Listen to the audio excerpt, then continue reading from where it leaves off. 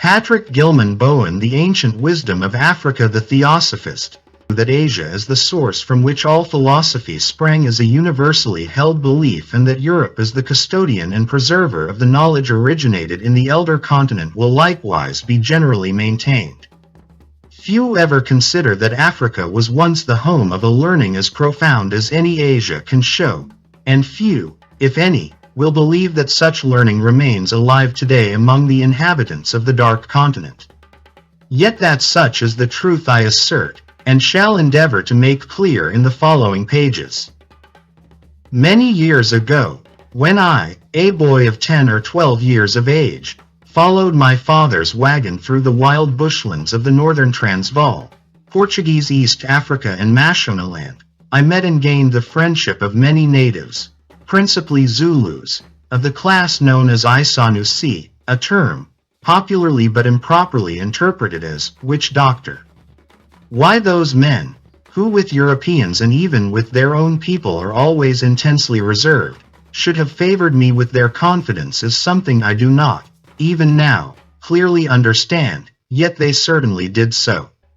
I recall a conversation with one of their number, by name Mankanyezi, the Starry One, with whom I was particularly intimate, which impressed me deeply, so much so that have never forgotten it. My father had declared his intention of placing me in the care of a missionary, in order that I might receive some education and learn white men's ways. I repeated his words to Mankanyezi, who shook his head doubtfully on hearing them and said, "Your teachers are doubtless learned men.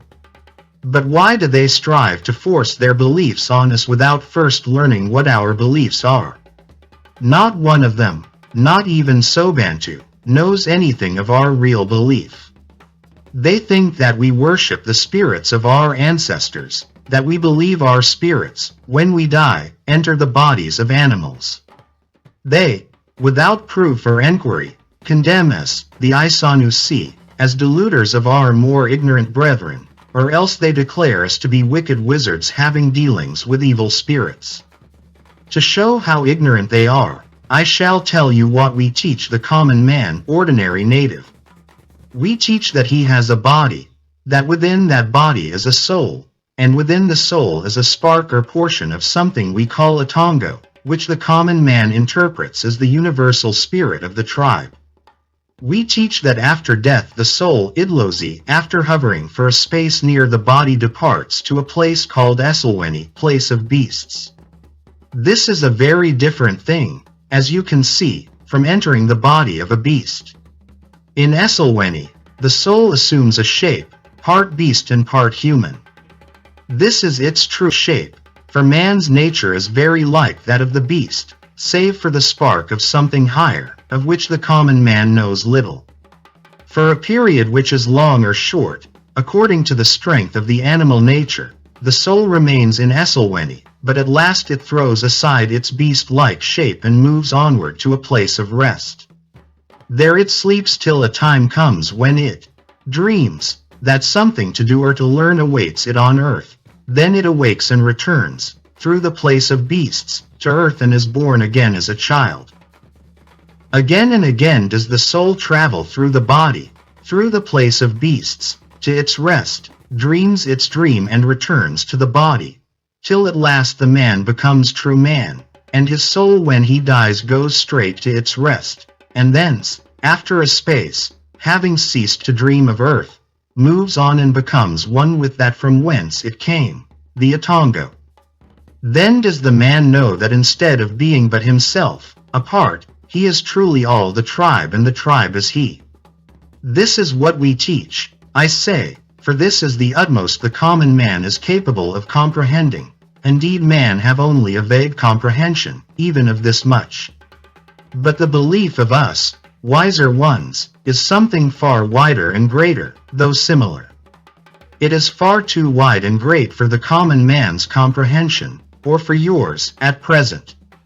But I may say this much, that we know that the Atongo is not the mere spirit of the tribe, but it is the spirit within and above all men, even all things, and that at the end, all men being one in spirit, all are brothers in the flesh. Mankanyezi was a pure Zulu, of the royal blood.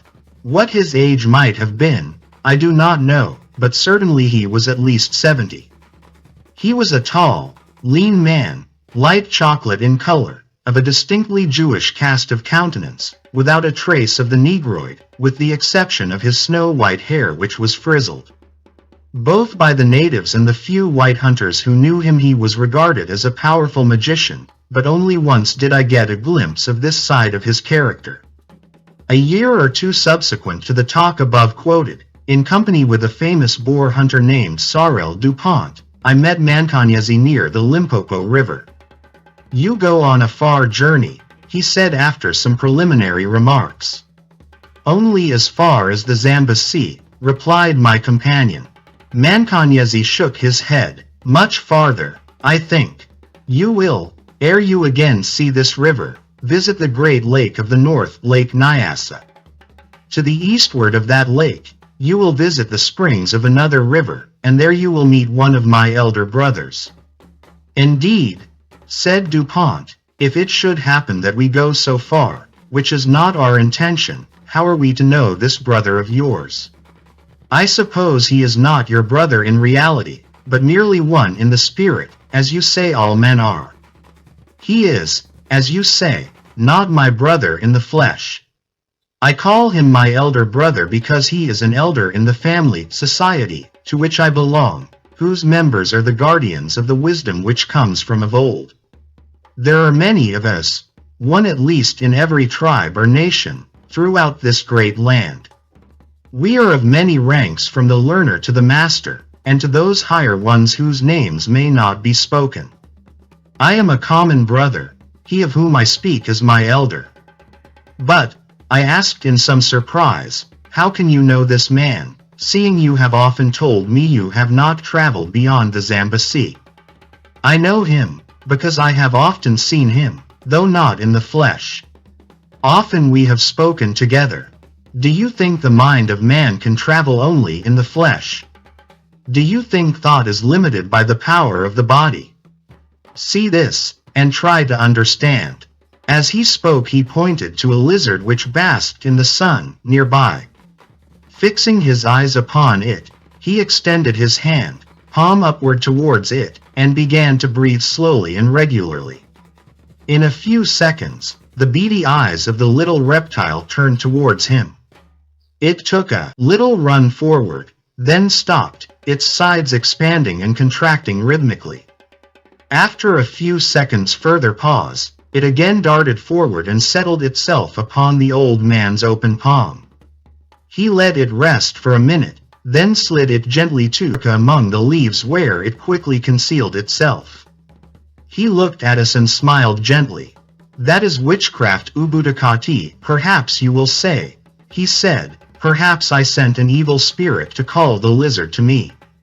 Or perhaps it is itself an evil spirit which serves me.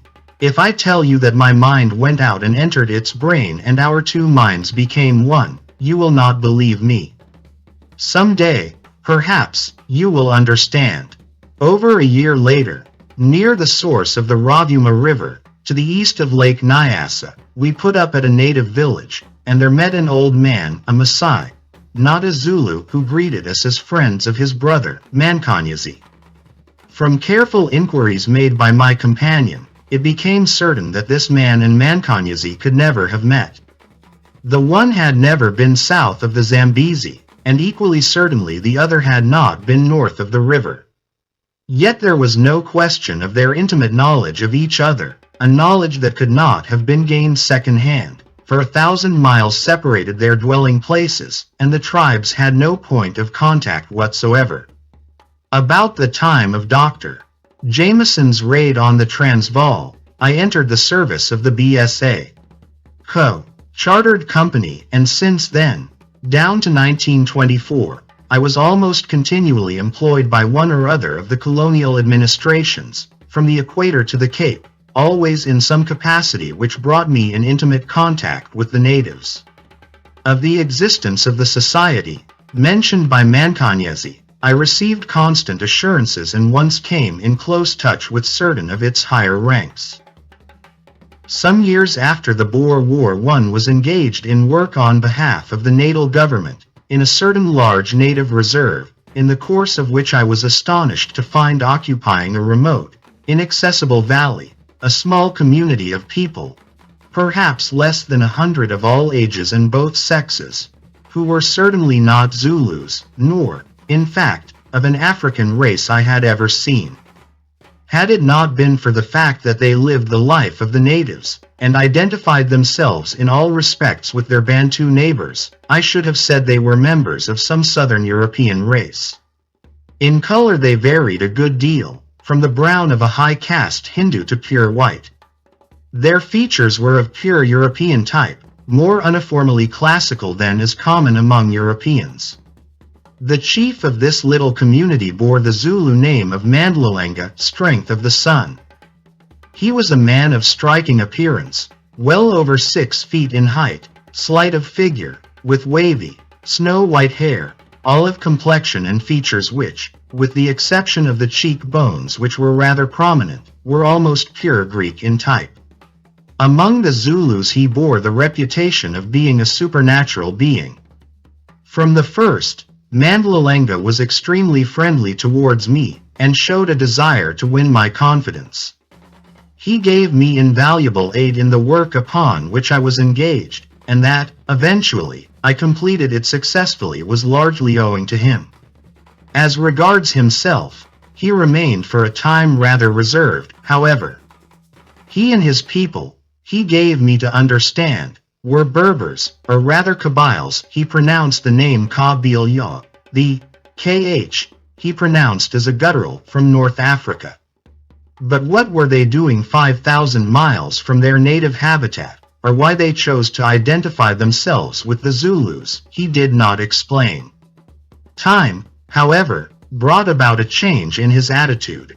One day I was speaking of the inexplicable manner in which news of distant happenings spreads among the natives, when suddenly he said, "Thought is speedier than the electric spark and needs no wire for its conveyance.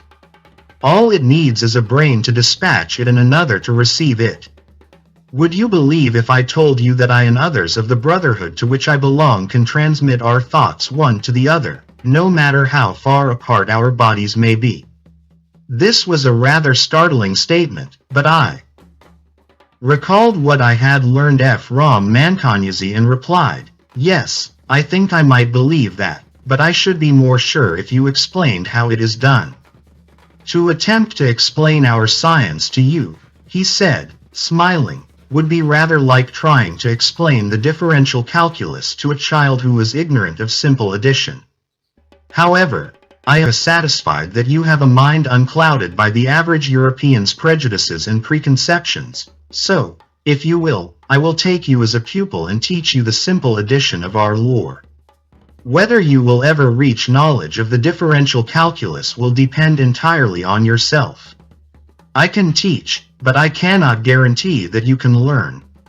After some consideration I agreed to become Mandlalenga's pupil, and for a year continued under his instruction. Then circumstances arose which led to my abandoning my studies and quitting this portion of the country. I never again encountered my teacher, nor for some considerable time afterwards did I ever receive a communication from him. With another of his fellows, however, whom I met at that period, I have several times been in contact, and have received from him communications at infrequent, though regular, intervals.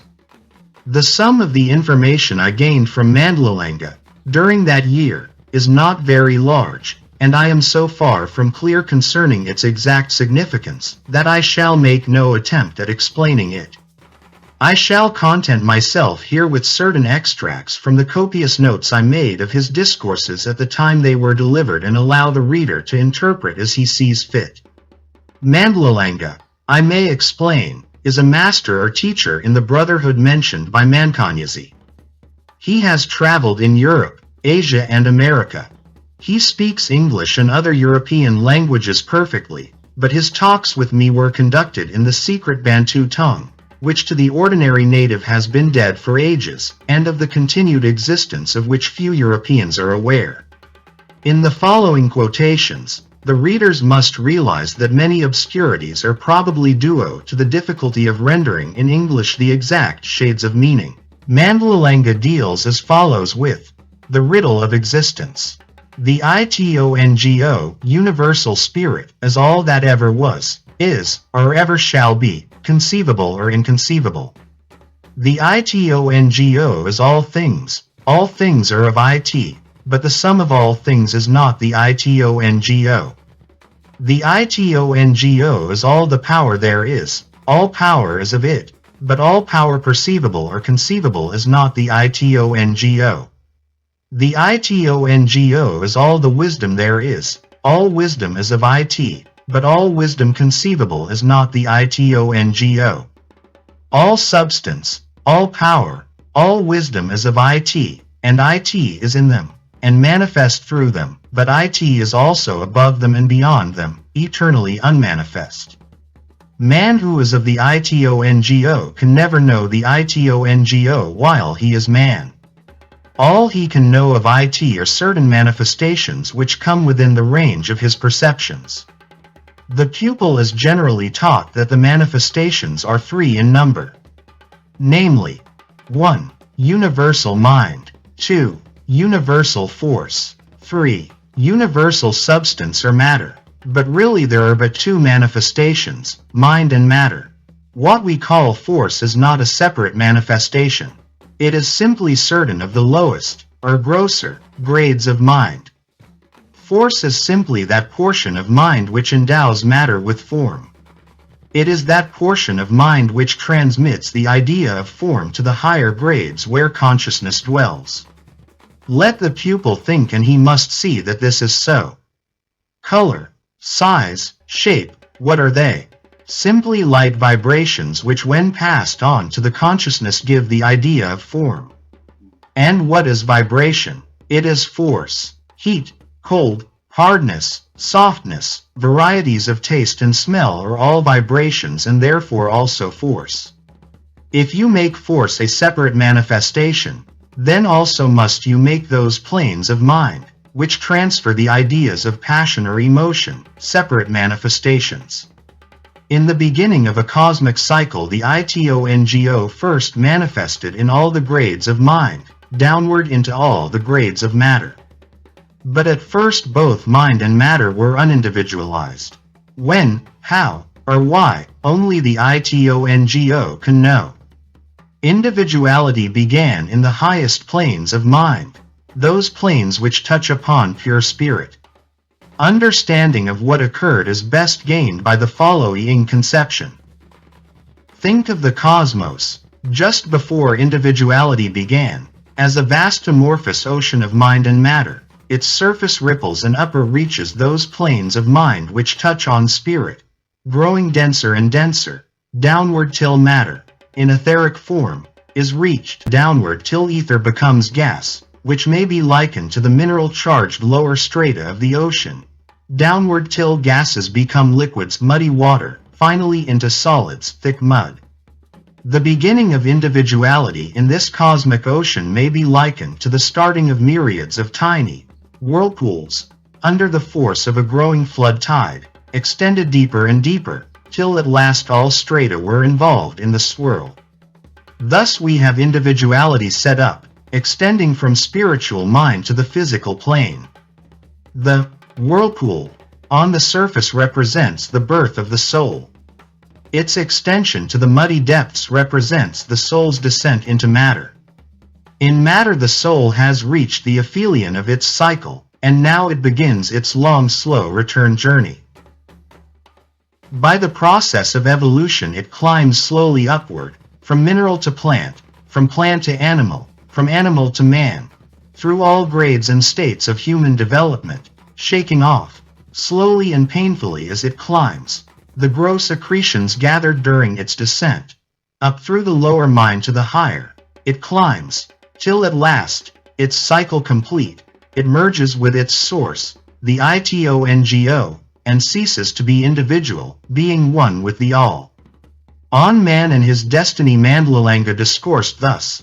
Man is an individual, having in him, as has everything on the physical plane, all the attributes of the cosmic ocean of which he is an individualized portion.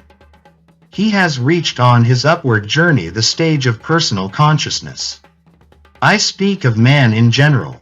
There are undeveloped men whose personal consciousness is but rudimentary, as there are others who have transcended personality and know their real selves, that immortal portion first individualized from the lofty planes of the spiritual mind.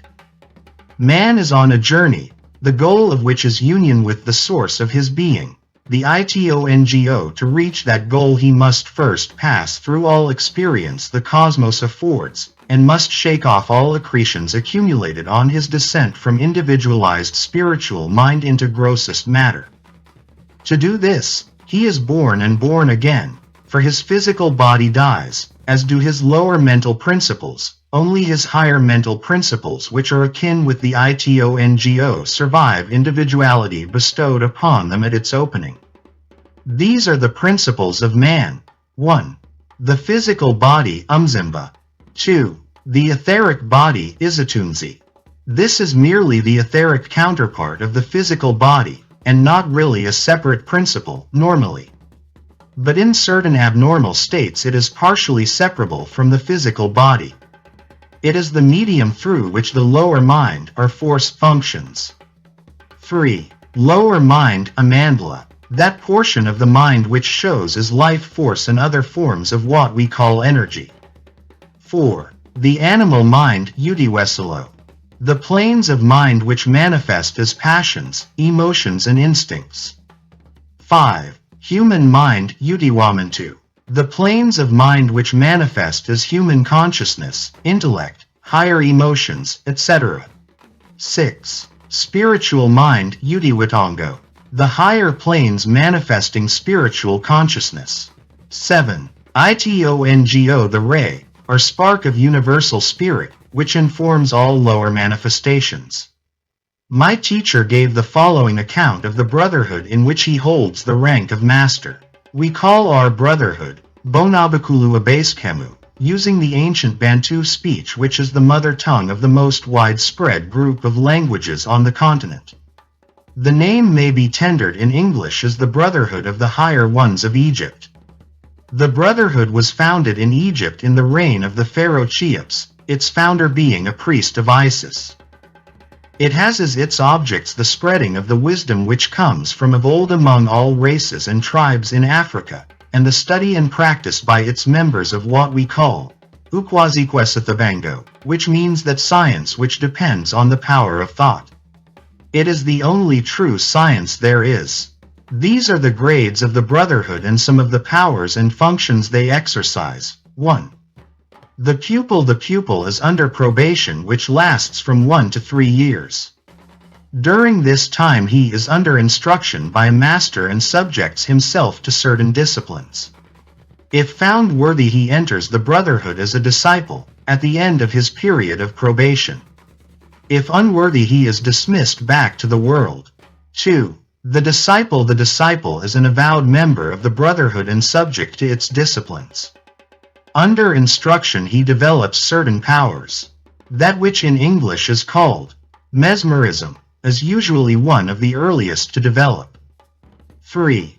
The brother a full member of the order with many developed powers, of which I may mention only power of communication by thought with those of equal or higher development, and what European occultists term astral consciousness. 4. The elder and advanced brother. 5. The master, the teacher of all lower grades. The master has many developed powers, clairvoyance and clairaudience on the etheric plane, and control in a certain degree of master, among many others. Mastership can be attained only by one who in past life has reached elder brotherhood. 6. Those who know Isangoma, of these it is not permitted to speak save to say they have attained consciousness on the plane of the real self. Only one who has reached mastership in a previous life can gain Isangomanship. Besides the above, we have lay disciples and lay brothers. They are men who are prevented by circumstances from becoming vowed to the Brotherhood. They are subject only to self-imposed disciplines and receive but such teachings as can be given from afar. We have many lay disciples, not merely in Africa but in Asia, Europe and America. Lay brothers, however, are but few, for without direct instruction from a master few can reach this grade without incurring grave dangers. We constantly warn all unavowed disciples against the danger of attempting to attain a brother's powers, unaided by the direct instruction of a master. Let it not be thought that our Isangoma, elevated though they be, represent the supreme development possible to man on the physical plane. It is not so. There are others, not of any brotherhood, save brotherhood of all. We call them Abakulubuntu, that is supreme ones, or perfect men. These are men for whom the necessity for rebirth has ceased. They dwell on earth in physical form by their own will, and retain or relinquish that form as they choose. I speak of them but to assure the pupil of their existence.